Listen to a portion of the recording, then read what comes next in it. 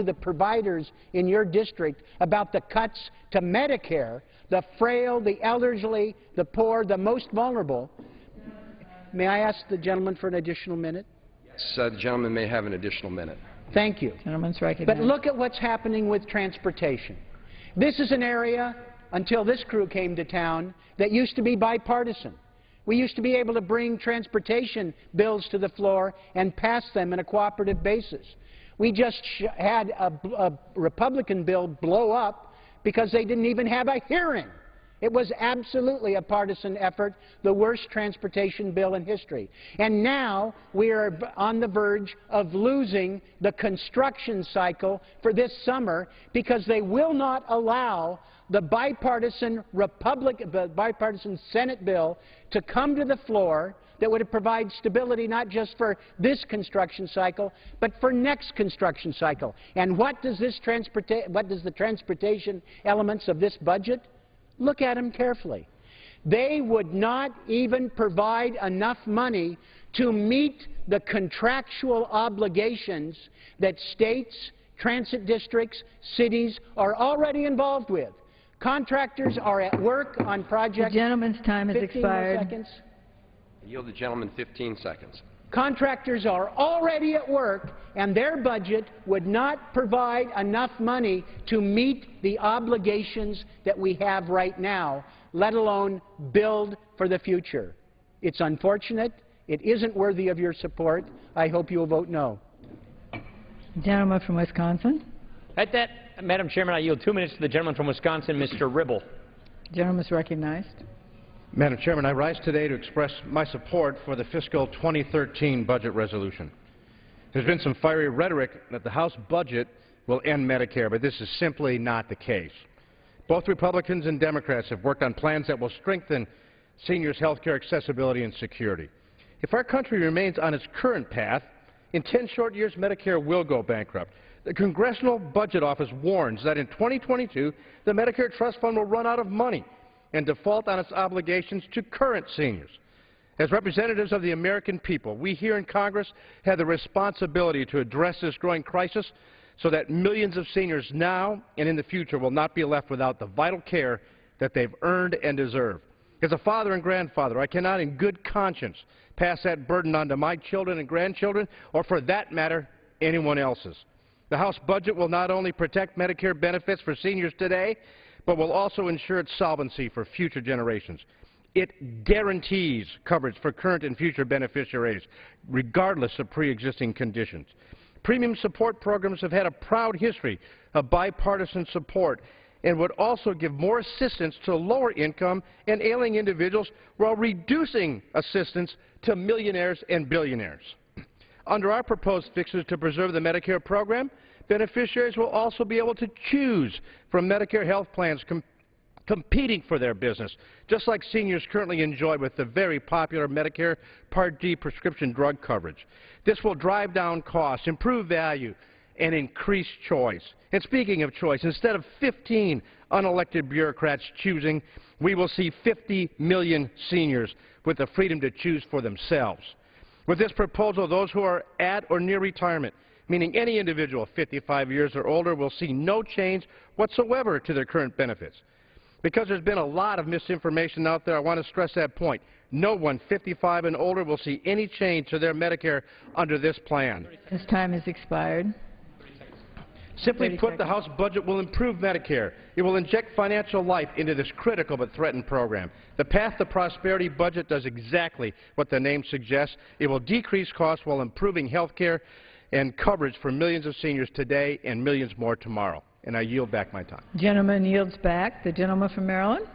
Thank you, Madam Chairman. I yield 2 minutes to the gentleman from Texas, Mr. Doggett's been fighting for education, among other things. Gentleman's recognized. This budget is based on the false belief that if we ask those who have the least in America to take a little less, and we ask those who have the most to thicken their cushion just a little bit, that everybody will be a winner and America will grow. And no matter how many times that mythology fails, most recently with the Bush-Cheney tax cuts that didn't grow the economy effectively but did grow the deficit, to record levels. No matter how many times it fails, they insist on having a little more of it. Our contrasting view on tax policy was demonstrated in the committee consideration of this bill. I suggested that we extend the higher education tax credit that I authored so that a mechanic and a nurse with a young person who's gotten their high school diploma in San Antonio, Texas, can walk over to St. Philip's or San Antonio College and have their tuition up to $2,500, which will cover tuition and textbooks there, that they get that right off their taxes, a tax cut. They rejected that tax cut because they said it'd be better if we gave a tax break to billionaires and those at the top of the economic ladder, and eventually that mechanic and that nurse and that young person would see the benefit. I don't think they do. I think they'd like to be able to choose for themselves with a higher education tax credit opportunity for the future. And the little brother and the little sister there or in Lockhart or San Marcos that want an opportunity to be prepared for school with Head Start and early education, our budget provides for them. It provides opportunity and hope for them, and they propose that they ought to sacrifice a little bit more. As for our seniors and our veterans, we suggested for veterans that we wanted to provide more job opportunities. Time has expired. Another 10 seconds. Gentlemen, another 15 seconds. And as for our seniors, we suggested that getting a certificate to go fish for insurance is not enough.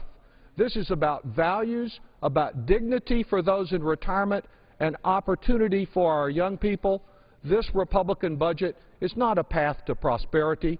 It's an express way of retread ideas, an express way to mediocrity. I yield back. Gentleman's time has expired. Gentleman from Wisconsin. Madam Chair, I'd like to yield 2 minutes to a gentleman from the Budget Committee, the gentleman from Indiana, Mr. Stutzman. Gentleman's recognized. 2 minutes.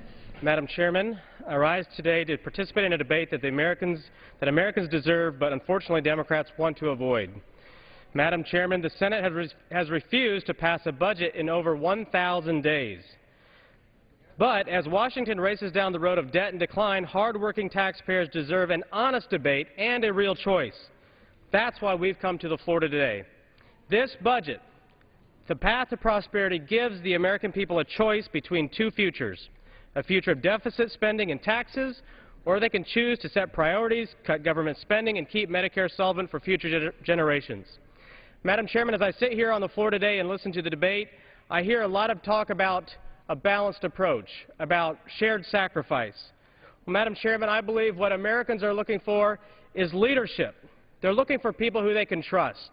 And I want to say thank you to the chairman of the Budget Committee, Mr. Paul Ryan, for bringing and leading the Budget Committee in a team effort to bring forward a pathway that shows real solutions to the problems that we face. Americans are asking themselves, who can they trust in Washington?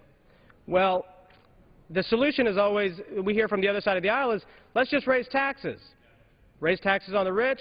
Let's eliminate loopholes. Well, you know what? I agree. We should eliminate the loopholes and get rid of the credits, the incentives, and make a fair, flatter tax code. But until Washington is truly determined to fix the spending problems that we have, to save Medicare, to make sure that Social Security is around for future generations, I don't think we should seriously look at any tax increases. We can talk about tax reform, but Americans want us to address what we can control, and that is spending. We can talk about raising taxes, or we can talk about tax restructuring. I believe tax restructuring would be a solution where we could find bipartisan. Gentleman's time has expired. I yield the gentleman an additional 15 seconds. 15 seconds. I believe that we can deal with the problems that we face in spending without raising taxes, and that we can truly address tax reform in a bipartisan fashion. And I ask that this body seriously consider the path to prosperity and support it. Thank you. I'll yield back. Gentleman's time has expired. The gentleman from Maryland. Thank you, Madam Chairman. I think we should engage in tax reform, but I don't think we need to wait for tax reform to get rid of some of the subsidies to the big oil companies or to get rid of the subsidies for corporate jets. We can do that now as part of a balanced approach. And with that, I yield 2 minutes to the newest member of the Budget Committee. We're pleased to have her on the committee, the gentlelady from Oregon, Ms. Bonamici. Gentlelady is recognized. Thank you. I thank my colleague for yielding. We have a real choice to make here, a choice between a Republican budget that hurts the middle class and those who are struggling to get out of poverty, and a Democratic alternative that presents a balanced approach to reinvest in our economy. It's critical for the communities and in the employers in my district and around this great country that we continue to support, not cut, research and workforce development, that we renew our commitment to, not cut, public education. These are key areas in which we must invest in order to maintain and accelerate our much-needed economic recovery. We've seen the private sector dividends that are paid by the research facilitated by the NIH, the NSF, and the Department of Energy. It's undeniable that emerging solar, wind, and even wave energy technologies will all have critical roles in playing in our road to energy independence. And as these technologies continue to develop, we must improve upon, not cut, workforce development initiatives, and community colleges will play an important role in achieving this goal. In Oregon, we've seen exciting partnerships develop between green energy technology, manufacturers, and community colleges. Of course, access to a quality education must start well before our children reach college age. Our public schools are the cornerstones of our communities. We have an obligation to ensure that we provide the funding necessary, not cut, these important quality education that will enhance all of our children's future. When our children do reach college age, it's important that the option of higher education is available and affordable. Instead of cutting Pell Grants and raising student loan interest rates in order to provide tax breaks for millionaires, let's work to protect our financial aid investments. Continued access to these programs will help prepare our future workers. May I ask for an additional 20 seconds? Give you another 15 seconds. Thank you. These programs will help prepare our future workers for their careers in the next generation technologies. There's a stark contrast between the Republicans' budget and what my Democratic colleagues and I are proposing. We're at a fork in the road, and I urge my colleagues to avoid the path to poverty by rejecting the Republicans' budget and coming together to support the balanced approach. The gentlelady's time has expired. Thank you. Madam Chair, I'd like to yield 2 minutes to the distinguished gentleman from Georgia, Mr. Kingston. The gentleman's recognized. 2 minutes. I thank the gentleman for yielding. America is on the economic road to Greece. Our national debt is 100% of our gross domestic product. And I want you to think about that 1 minute. Did you ever think you would hear that on the floor of Congress, that our national debt is 100% of our gross domestic product? It's just mind-boggling if you just take a step back and think. For every dollar we spend, 42 cents is borrowed. What would a business do? What would a family do? What would you do with your own individual finances? Obviously, you would change your ways. Today, we have that opportunity. That's what the Ryan Republican budget is all about. Number one, it reduces spending. It reduces spending by over $5 trillion more than the president. Number two, it eliminates loopholes in the tax system so that the tax code would be fair, competitive, and balanced. Number three, it reduces the deficit and the debt by over $3 trillion.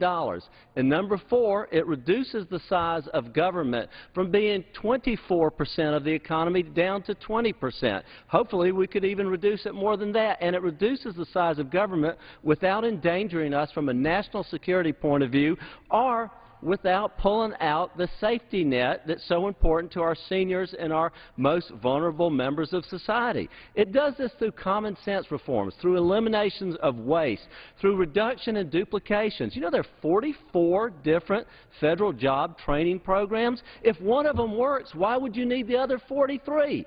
The GAO says there's 19 duplications of effort and procurement at the Pentagon. Let's get rid of them. Over at the USDA, I happen to know, I'm on this committee, the federal feeding programs are unbelievable. If you're Bob and you're 3 years old, Bob is eligible for 12 federal feeding programs. At 10 years old, Bob is eligible for 9. At 35 years old, Bob is eligible for 7. At 65, could I have 15 seconds? At 65, Bob is eligible for 6 federal feeding programs. That doesn't mention what's going on a state or local level. These are duplications that Democrats and Republicans alike should agree with. Let's eliminate. This is the low fruit. That's what the Ryan budget does. Common sense reform, elimination of waste, and getting rid of the duplications and putting America on a road to prosperity so that my children and Betsy, John, and Jim could live in an economy that's growing where there's opportunities for them. Expired. And I urge my colleagues to support the Ryan budget. Gentleman's time has expired. Gentleman from Maryland. Thank you, Madam Chairman. I yield 2 minutes to the distinguished ranking member of the Financial Services Committee, Mr. Frank. Gentleman's recognized. I was interested to hear the gentleman from Georgia, member of the Appropriations Committee, complain about this duplication. Apparently, during the 6 years when the Republican Party controlled the White House, the House, and the Senate, they didn't find any of them. They're late to see them, but better late than never. The other concern I have is he talked about duplication at the Defense Department and procurement. But this budget protects the Pentagon and, in fact, increases its spending. Now, we have been told we should not be talking about cutting Medicare because that's not what's happening. So let me cite the Wall Street Journal, rarely accused of distorting the Republicans' position. In fact, they are defending the chairman of the Budget Committee against the right wing. And here's what the Wall Street Journal says, because we're talking here not about cutting spending, but shifting it. The Wall Street Journal editorial yesterday, Mr. Ryan's budget would cancel the additional defense cuts of $55 billion a year out of $700 billion under the sequester and replace them with savings in the entitlements. His Medicare and Medicaid reforms would generate future savings many times greater than we gained from gutting the defense budget. Now, some of us don't think that pulling out of Afghanistan with the corruption there quicker than is now planned would be gutting the defense budget. I know my Republican colleagues like to be critical of welfare in some cases, but they continue to support the greatest welfare program in the history of the world, the American taxpayers' subsidy of the defense budgets of the wealthy nations of Western Europe. But let me again read what the Wall Street Journal says. Here's how they characterize the Ryan budget. Mr. Ryan's budget would cancel the additional defense cuts of $55 billion a year and replace them with savings in the entitlements, Social Security and Medicare.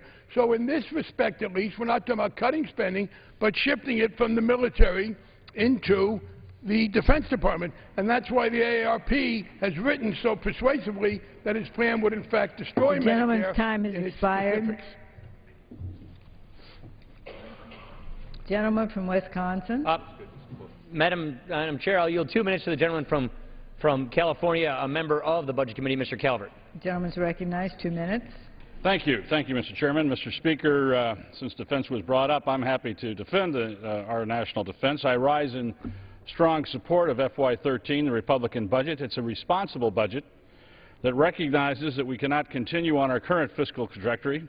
It also acknowledges the importance of a strong defense. Let's not forget, we're still a nation at war. We have 90,000 combat forces deployed in Afghanistan as we're sitting here. And while we have no intention of staying there indefinitely, we must ensure that our troops have the equipment and support they need to accomplish the mission. We must also ensure that promises made to our veterans are kept. We have emerging threats and turmoil across the globe. Joint Chiefs of Staff Chairman General Dempsey told us during a hearing on the defense budget that this is the most dangerous time that he has experienced in his long, decorated career, which is 38 years. This is not a time for further cuts which fundamentally destabilize and increase the risk to our forces and the ability to secure the homeland. The President's budget provides the bare minimum for our forces for FY 2013 and would devastate them in latter years, with a planned $487 billion in cuts over 10 years. The GOP budget ensures that Congress fulfills the constitutional requirement for a strong national defense. It also recognizes the fiscal reality that faces by incorporating the recommended efficiencies provided by former Secretary Gates and current Secretary Panetta. The GOP budget also addresses the devastating impacts that sequestration, both the method and the amounts, would have on our ability to protect our vital national interests around the globe. Make no mistake, sequestration would decimate our military and signal to the world that we are ceding American military superiority. This is an unacceptable choice, and the GOP budget rejects sequestration as a means of addressing our fiscal challenges. Instead, the GOP budget tackles sequestration head-on, thoughtfully, and responsibly, dealing with the real drivers of our national debt, mandatory spending. The gentleman yield to me 20 seconds. I yield the gentleman an additional 30 seconds. Gentleman recognized. As I mentioned, the real drivers of our national debt, mandatory spending programs. The choice is clear.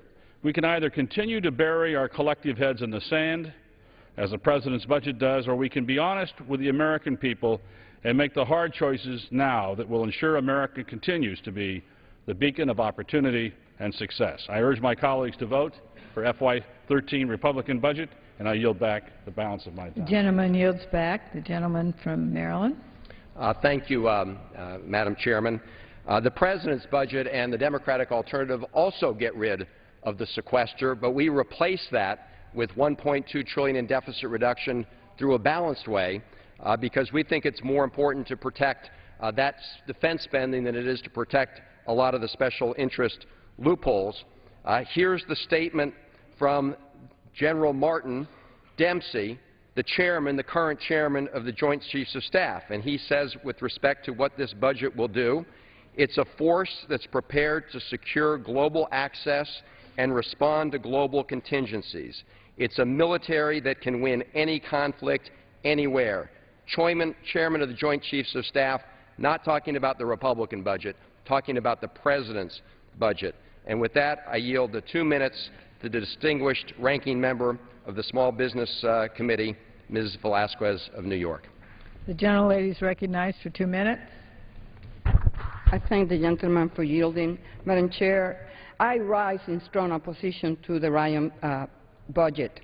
As seniors and working families in New York struggle with rising rent, food, and health care costs, now is not the time to squeeze working families in order to provide tax giveaways to the most fortunate among us. This budget will mean deep cuts to the Supplemental Nutritional Assistance Program, which provides food assistance to 1.8 million New Yorkers. For students looking to secure an education, this budget will mean drastic cuts to higher education funding, meaning higher costs for students. New York's small businesses, and to that effect, small businesses across this country will see federal programs they rely on for access to credit and technical assistance reduced by $80 million, exactly the wrong direction to go as we seek to hasten our economic recovery. Nowhere does this budget fail our nation more than in the area of health care. Medicaid will be slashed by $810 billion, meaning disabled people, the working poor, and low-income children will lose out. For our seniors who have worked hard their entire lives, this budget will mean turning our back on the Medicare guarantee for the first time, pushing the 74,000 Medicare recipients in New York's 12th district into an untested, unreliable voucher system. Let's be clear. If you vote for this budget, you're voting to end Medicare as we know it. Madam Speaker, Madam Chair, the Ryan budget repeatedly chooses millionaires and billionaires over working families. Those are not American values. They are not New York values, and we should reject them. Vote no. I yield back. Time has expired. Gentleman from Wisconsin. Madam Chair, in 2011, PolitiFact labeled the line, "This ends Medicare as we know it," as the lie of the year in 2011. And with that, I'd like to yield 2 minutes to the gentleman from Oklahoma, a member of the Budget Committee, and also, I think, a member of the Appropriations Committee, Mr. Cole. The gentleman's recognized. 2 minutes. I thank the Speaker. I'm delighted you're confused. I rise to support the Republican budget, and frankly, Madam Speaker, I do so with a great deal of pride. It's the only serious plan that either party has put forward that deals with the looming debt crisis that we face. It cuts $5.35 trillion out of projected spending over the next decade. It reforms Medicare and Medicaid, something everybody in this House knows needs to happen. It actually lays out the blueprint for tax reform. It deals with the sequester in a responsible way. It forces the authorizing committees to finally begin to deal with the entitlement crisis that we face, and it adds $200 billion back to defense spending over the next decade, something, as my colleague Mr. Calvert pointed out, is very much in our national interest. This budget's politically viable. It passed the House last year. It'll pass the House this year. And frankly, it got more votes in the United States Senate last year, 42, than any budget presented by anybody. Let's contrast that with our friends on the other side. The President's budget last year got 0 votes in the United States Senate, a body that his party controls. Our Democratic friends in the Senate haven't produced a budget in 3 consecutive years. And our friends on the other side didn't do so when they were in the majority, didn't do so last year. I'm delighted, actually, that they will do so this year. I think that's a step in the right direction. But that budget's largely silent on entitlement reform. My main criticism of all the Democratic budgets is not that they can't pass, is that they're simply not serious. They don't deal with the problems that the country's facing. In my experience, Madam Speaker, a plan beats no plan. Our friends on the other side have no plan.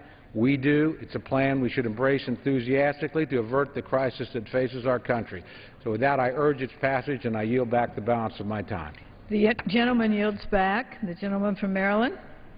Thank you, Madam Chairman. I yield 1 minute to the gentleman from Virginia, Mr. Connolly, a former member of the Budget Committee. The gentleman is recognized. I thank my colleague and I thank the Chair. As the House votes on the budget this week, I remind my colleagues that a budget represents our values. Sadly, tragically, this Republican budget seems to value only cruel Darwinianism, debasing the American society as we know it to survival of the fittest.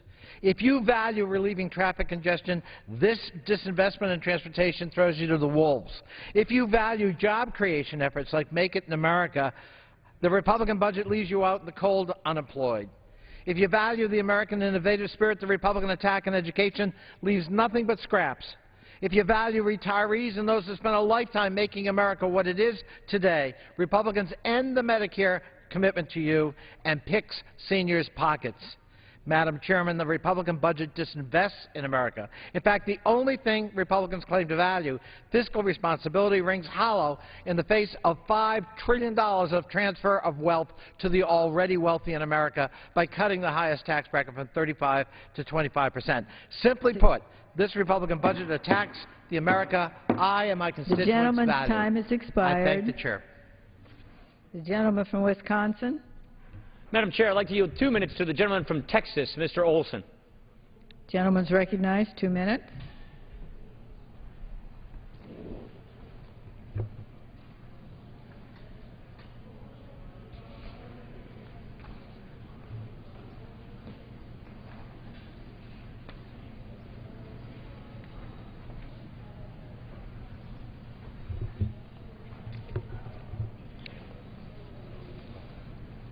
I thank the Chairman of the Budget Committee for this opportunity to speak here tonight.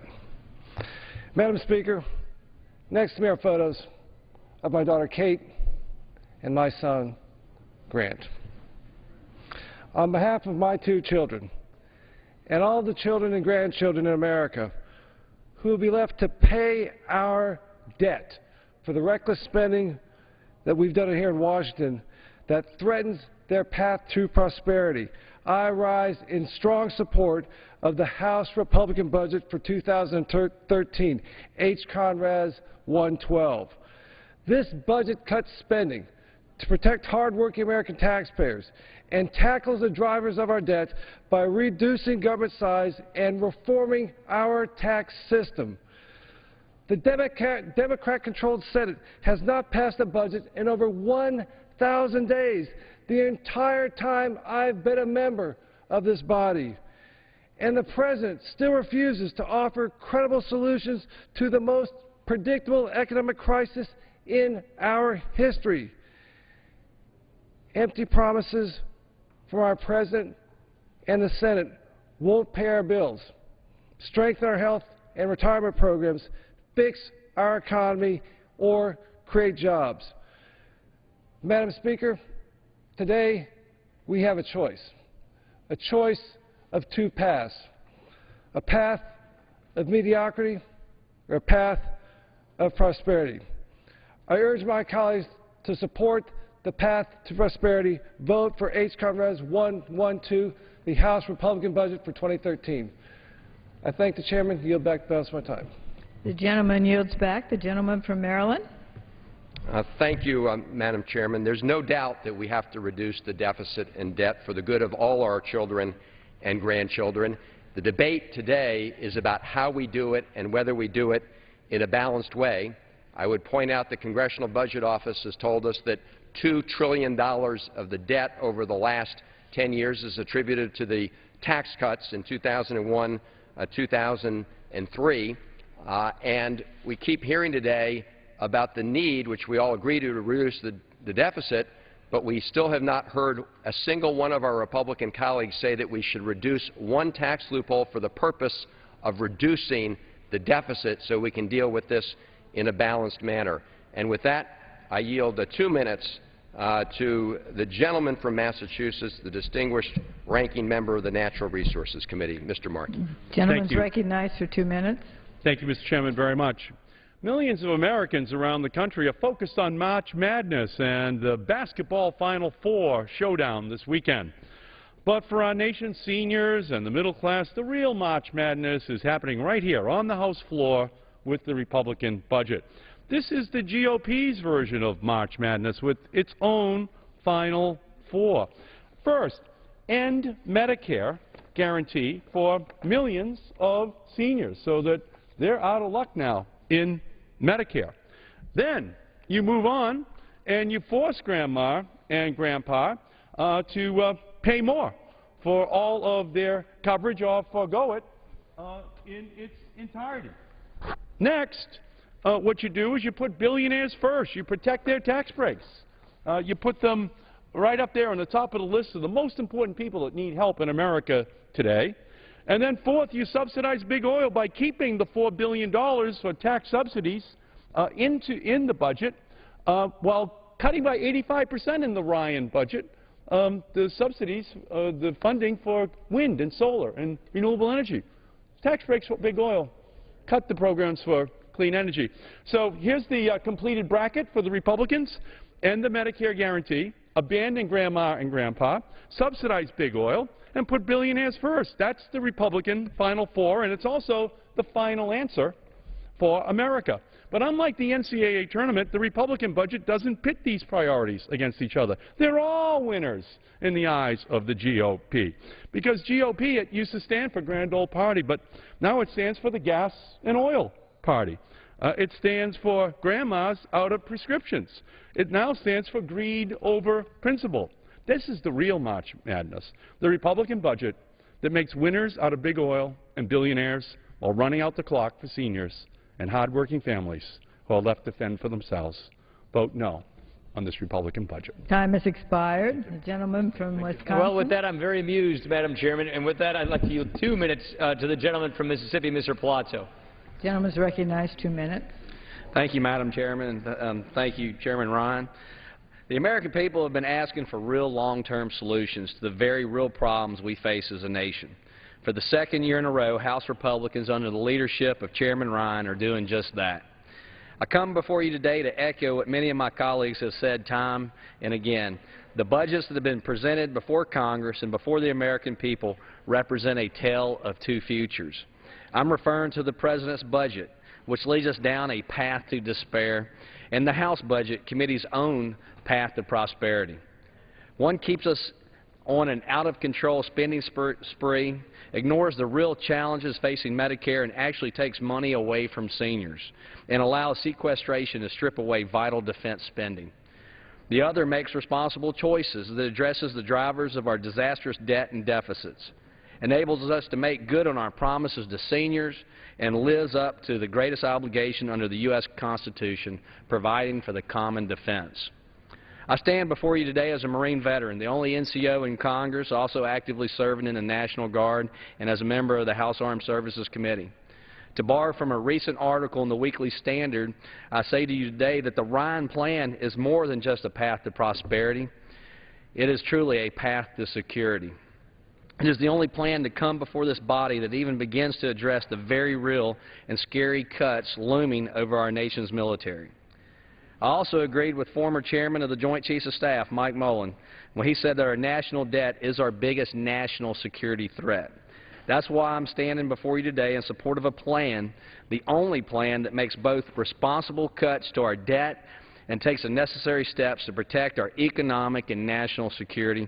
I urge my colleagues to support the Ryan budget. I yield back. Gentleman yields back. The gentleman from Maryland. Thanks, ma'am. Appreciate it. Madam Chairman, I yield 2 minutes to the distinguished ranking member of the Judiciary Committee, Mr. Conyers. Gentleman is recognized. 2 minutes. I thank my friend from Maryland and ladies and gentlemen of the House, perhaps my colleagues on the other side, my conservative friends, either don't realize what they're doing in this budget, or they're trying to make sure that nobody else knows what they're doing in this budget. Because this budget ends the Medicare guarantees and shifts the cost to seniors. Now, this is a simple statement of fact. It either does or it doesn't. Number two, those making over $1 million a year in this country will reap an average tax cut of $394,000 while preserving tax breaks for big oil. True or false? It either does or it doesn't. 3, it destroys over 4 million American jobs in the next couple years. True or false? Well, the Economic Policy Institute tells us that it's true. And so the last point I would like to get a true or false response from, it raises Medicare eligibility from ages 65 to 67. True or false? Well, I would yield to anybody on the other side that would like to elucidate or clarify any of the statements that I have made. And hearing no response, I return the balance of my time. I thank the gentleman from Maryland. The gentleman yields back. The gentleman from Wisconsin. Madam Chair, what the gentleman refers to as simple facts was rated the lie of the year by PolitiFact in 2011. With that, I'd like to yield 2 minutes to the gentleman from Arizona, Mr. Flake. Gentleman's recognized. 2 minutes. I thank the gentleman for yielding. You know, you hear in this discussion, you think, when are we going to actually tackle this problem? When are all of us going to concede that not one party is responsible for this debt? We all are. But we were headed toward this fiscal cliff long before the current president took the wheel. Let's face that. I think we have on this side. But leadership requires fessing up to it and actually doing something to change it. This plan doesn't end the Medicare guarantee. Arithmetic does. And unless we change something, unless we put it on solvent footing, the guarantee is gone. Medicare will be bankrupt under the current trajectory. So what this plan does is recognize that and say, if you're currently in the plan, if you're currently drawing benefits, the plan shouldn't change for you, but those who are younger than 55 will need a plan that is solvent, that does work over time. So we're not ending that guarantee. The current system ends that guarantee. We're trying to fix it here. So I commend the gentleman for putting so much time into this. I commend House Republicans for actually coming up and fessing to the truth that not one party got us into this, but we're in this situation. And this is the only budget being presented along with one other later, the RSC budget, that actually treats this problem seriously, that treats it with the seriousness it deserves, and actually has a plan to get out of it. So I commend the House Republicans for putting it forward, and I plan to support it, and I yield back. The gentleman yields back. The gentleman from Maryland. Thank you, Madam Chairman. I would point out again, just in response to my friend Mr. Flake, this is the chart that was used by the chairman of the Budget Committee, Mr. Ryan, showing the President's plan on Medicare and the Republican plan on Medicare, both which have cost containment over the next coming decades. The difference is how you achieve that cost difference, and the difference is that the Republican plan offloads all the risks of what they project to be increasing health care costs onto seniors, because unlike the plan that members of Congress have, which, as I explained, provides a constant 42% premium support share, the Republican plan has the contribution from Medicare rapidly declining relative to the cost of health care, which puts all that risk on seniors. With that, I yield 5 minutes to the distinguished Democratic whip, my friend from Maryland, Mr. Hoyer. The gentleman's recognized for 5 minutes. I thank the gentleman for yielding. Before I start my formal presentation, let me say the gentleman from Arizona is correct. And we do need to take responsibility on both sides of the aisle. And very frankly, I will tell my friend we had an opportunity to take responsibility when Bowles-Simpson Commission voted. There was a vote in the Senate, divided somewhat, but mostly they voted for it in the Senate. We had one of our people from the House vote for it, Democrat. None of your representatives voted for Bowles-Simpson, I guess because it wasn't perfect. That was a missed opportunity. It was a daggone shame, because that would have made 14 votes, and we would have had that on the floor in the Senate and in the House. I think this is a missed opportunity, because I don't think this is a real document. Frankly, I also think that we had a deal. We had a deal at what the discretionary number was going to be, or as we call it in the jargon of inside the House, the 302A allocation, which the gentleman as a member of the Appropriations Committee knows about. We had a higher number, you had a lower number, we made a deal in between. We haven't kept that deal. We haven't kept that deal because you couldn't get the votes in your committee, in the Budget Committee, of that deal.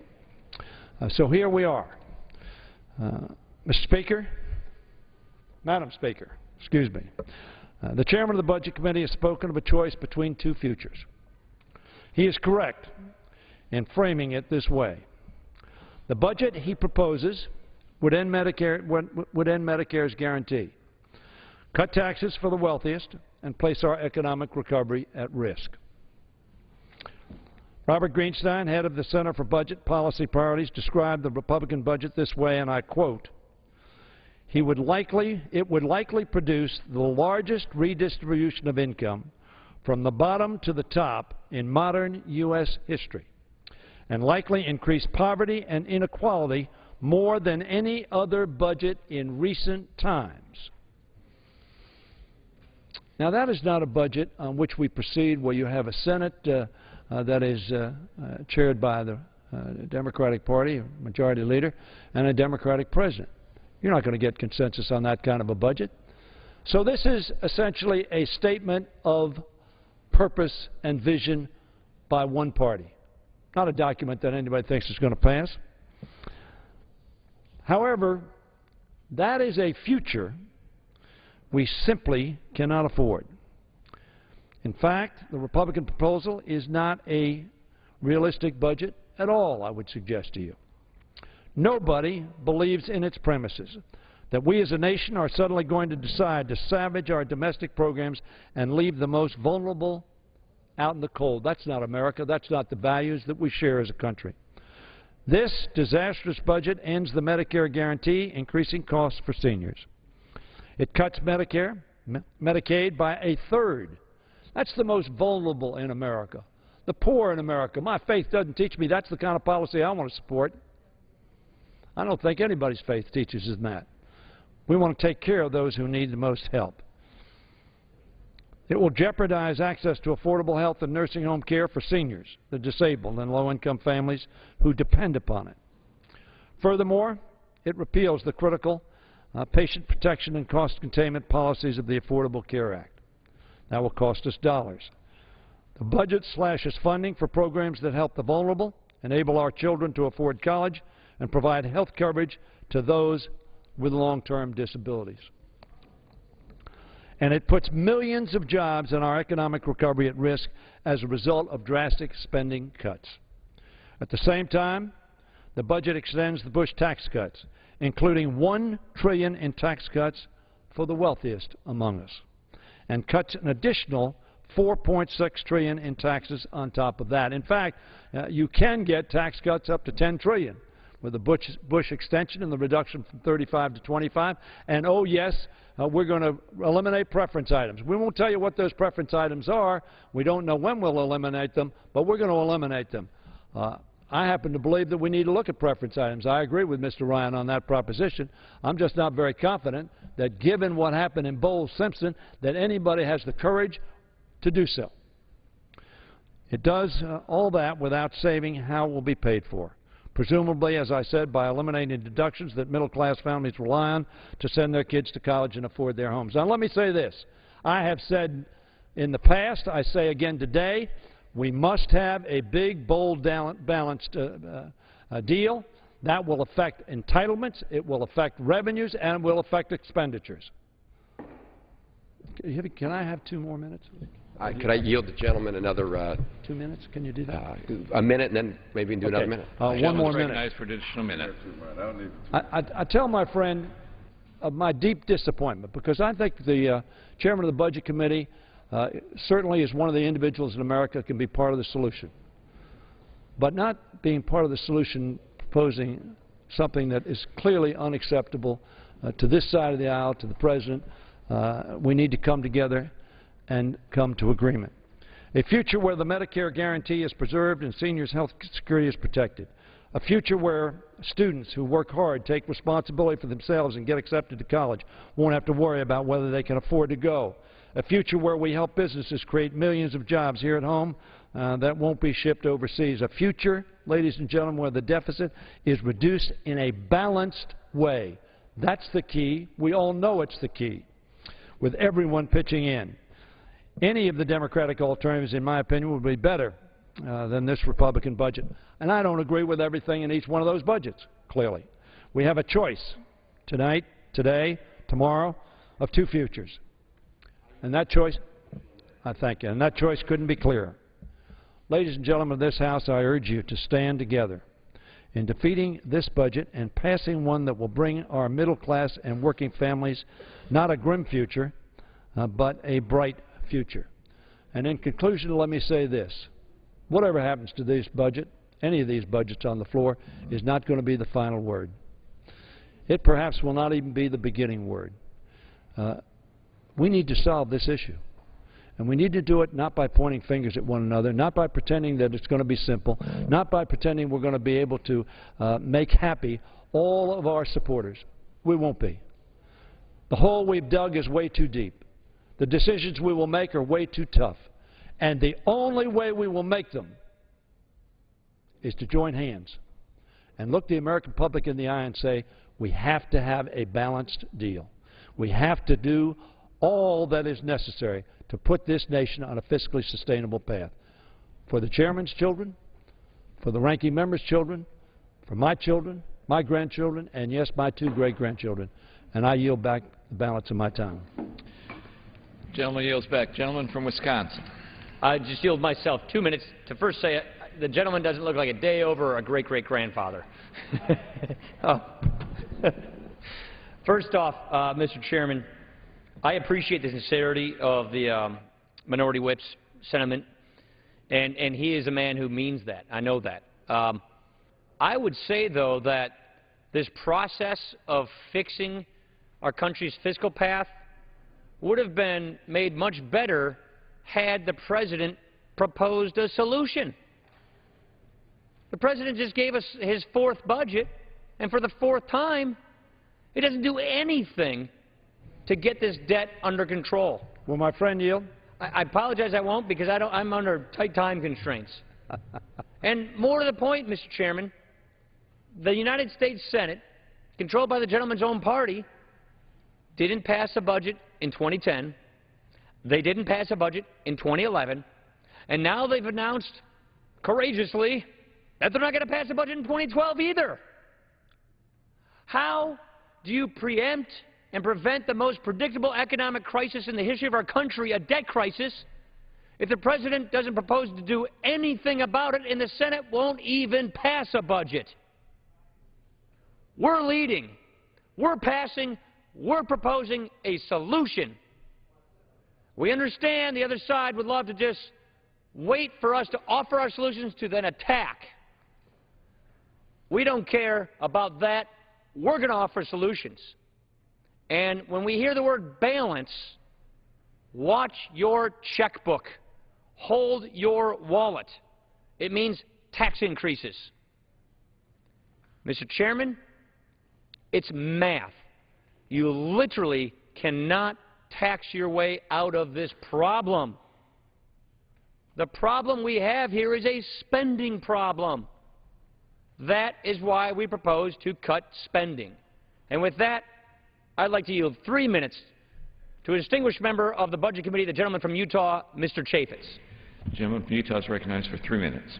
Thank you. And I first want to commend Chairman Ryan, the Budget Committee, for actually doing the job that we were elected to do. As Chairman Ryan pointed out, it's been more than 1,050 days since the United States Senate has actually decided to even address the budget. And yet I look at what they're doing. I can't figure out what they're doing. We're actually doing the job that we're supposed to be doing and doing it ahead of schedule, per the statute, per what this country should be doing, and I'm proud of the fact that we're here debating a budget. I'm also terribly disappointed in the President's budget.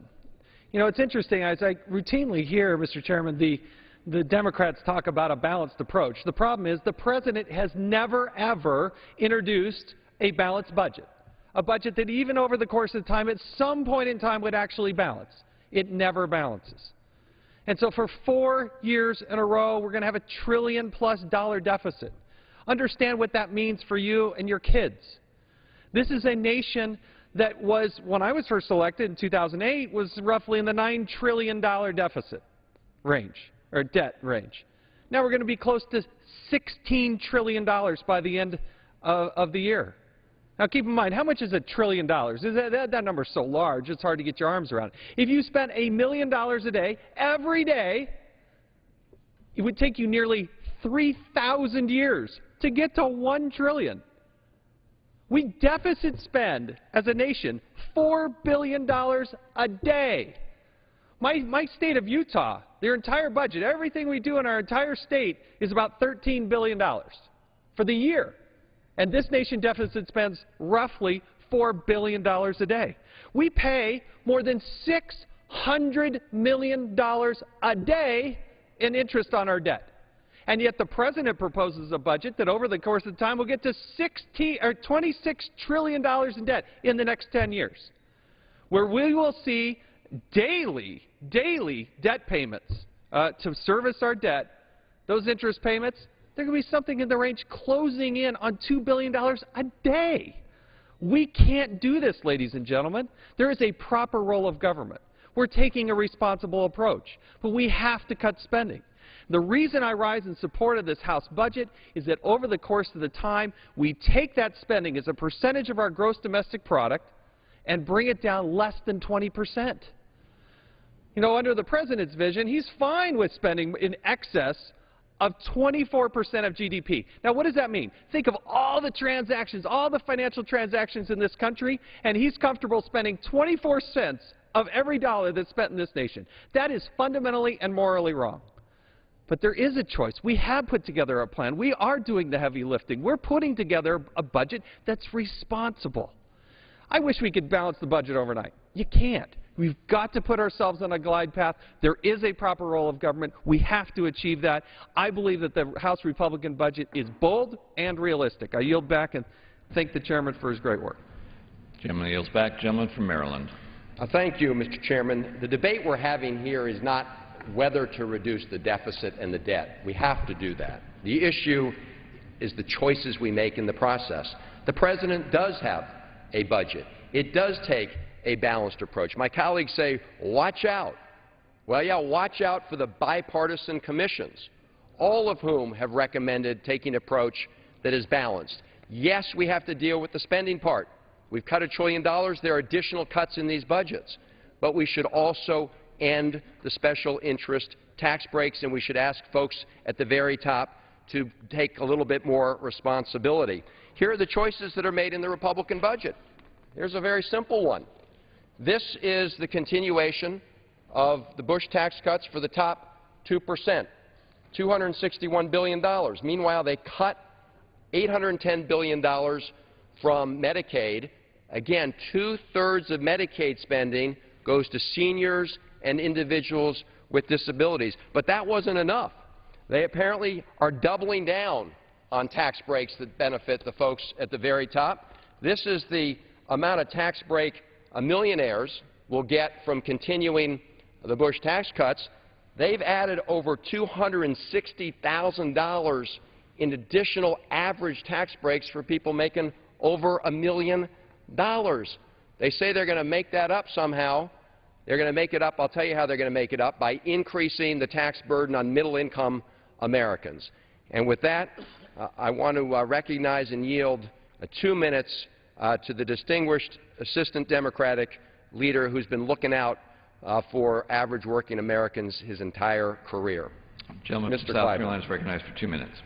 Thank you, Mr. Speaker. I thank my friend for yielding me at this time. Mr. Speaker, I rise in opposition to this misguided Republican budget because it fails the moral test. The federal budget should reflect the values of the American people, and this Republican proposal does damage to those values because it is fundamentally unfair to the middle income, to the hard-working people of America, and the most vulnerable among us. This Republican budget would end the Medicare guarantee that working people depend upon after a lifetime of hard work. The Republican budget creates new tax breaks up to $394,000 for the wealthiest few. This Republican budget destroys 4.1 million jobs. The Republican budget breaks faith with the agreement their leaders made in last year's Budget Control Act to maintain funding for essential services. And this Republican budget protects all Pentagon funds while putting schools, roads, and job creation on the chopping block. The American people have spoken loud and clear in opposition to these misguided priorities.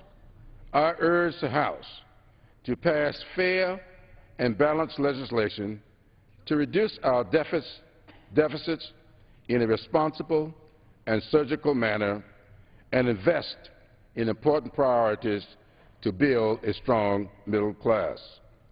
Growing up in a church parsonage in South Carolina, I learned to put faith into action through firmly held values and high moral standards. This Republican budget fails the moral test, and I urge my colleagues to join me in defeating it. Thank you, and I'll yield back. Gentleman from Wisconsin. Mr. Chairman, at this time I'd like to yield 5 minutes to a member of the Budget Committee, the gentleman from Georgia, Mr. Woodall. Gentleman from Georgia is recognized for 5 minutes.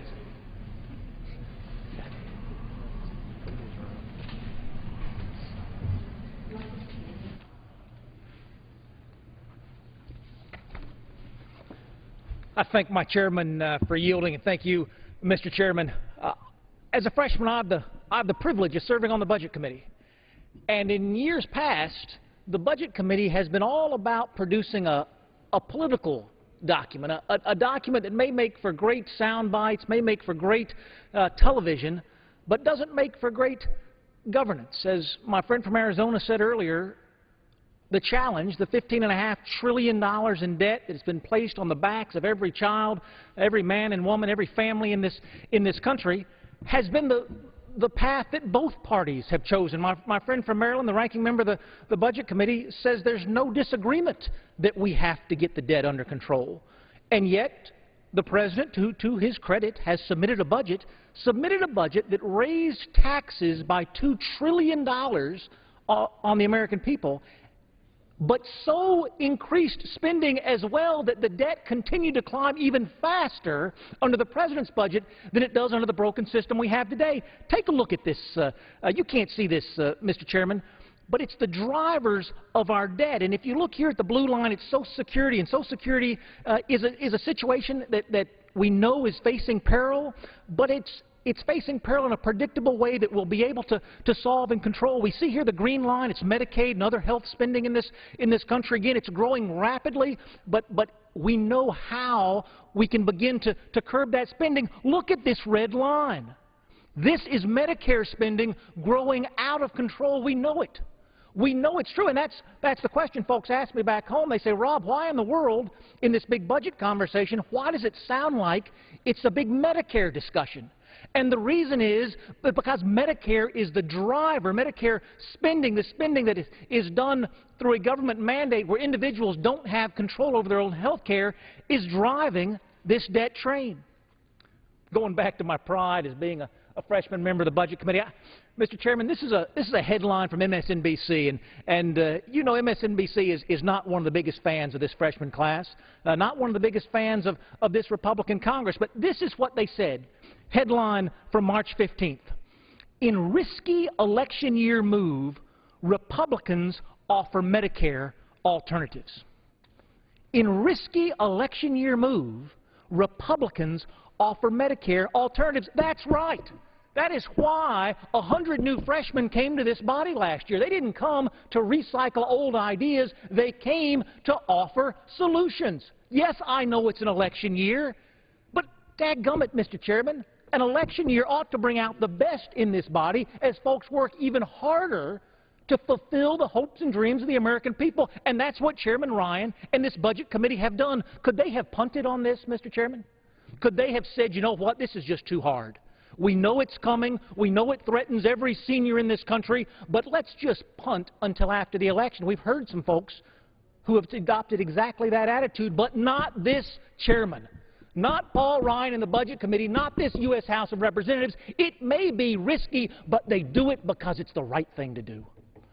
And I tell you, Republicans and Democrats alike who were elected in this freshman class in 2010 came to do the right things for the right reasons, not to follow election year politics. And I'm just so proud of this chairman for giving us that opportunity. So what is it that this Budget Committee solution is? Well, what it doesn't do, Mr. Chairman, is change anything for seniors on Medicare today. Not one. No changes for today's seniors, whereas the President's proposal makes dramatic changes by empowering this 15-member IPAB board.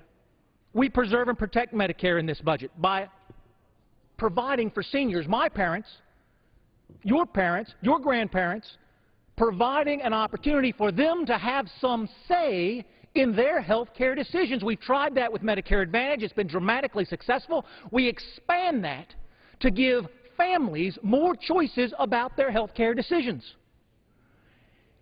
Preserving and protecting the Medicare mandate for future generations. This is the alternative, just to be clear. You can't read this, Mr. Chairman. It's the small print. It's all of the small print that creates the IPAB board. And it takes a lot of small print to create it because folks were scared to death when this thing was created. There's all sorts of language in this small print, Mr. Speaker, about how rationing will not happen with this board. Why? Because when you put a government board in charge of people's health care, the first thing you think is rationing. Well, what this board can do is clamp down on what we pay providers. And I want you to think about the doctors in your life. I want you to think about those folks. I thank the chairman. In your church, your Sunday school class, at the CVS, at the Walgreens, where do you see those family practice docs? Do you really think those folks are the health care problem in this country? Do you really think that clamping down on more of your neighbors who provide the care to our community is the answer? Because that's the only thing this IPAB board can do. Clamp down on those docs denying care to every senior in this country. We offer an alternative. It may be a risky election year move, but it's the right thing to do. And I want to thank the chairman. All the naysayers in this country who said you couldn't, you did. All the folks who said you shouldn't, you did. And you did it because it was the right thing to do. This is a document that can govern our nation, and it's one that we can be proud of, and I've been proud to be a part of it. I yield back the balance of my time. Gentleman from Maryland. Thank you, Mr. Chairman. I appreciate the comments of the member of the Budget Committee, Mr.